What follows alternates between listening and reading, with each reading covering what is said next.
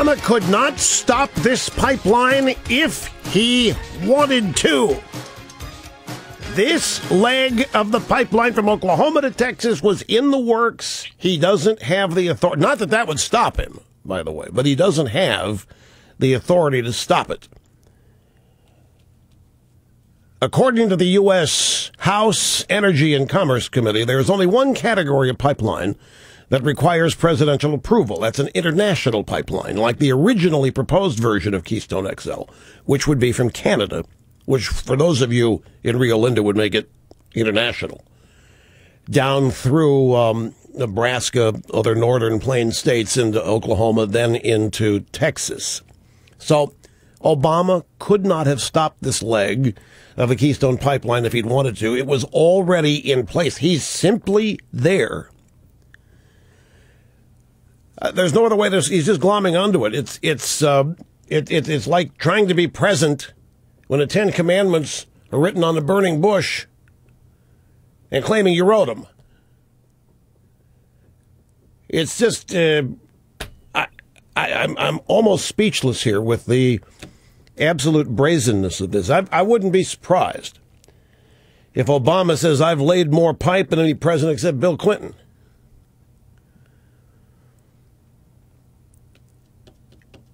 That's where we're headed with this.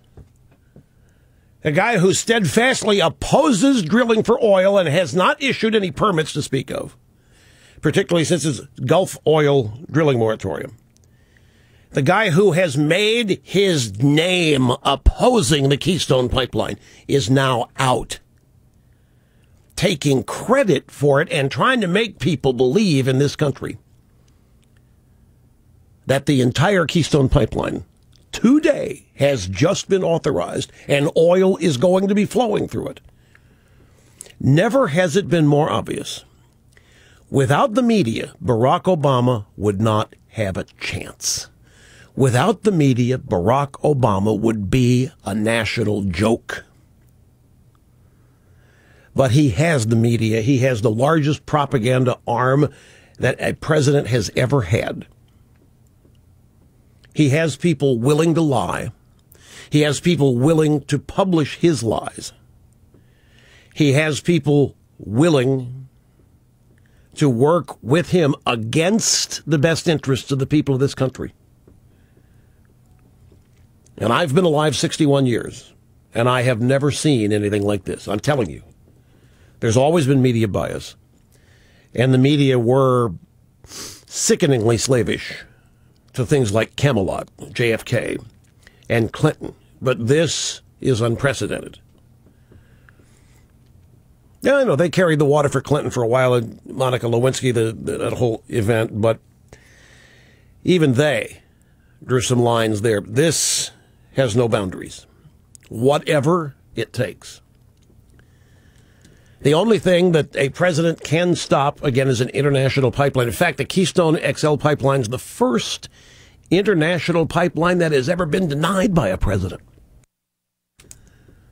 Keystone is the first international pipeline ever denied.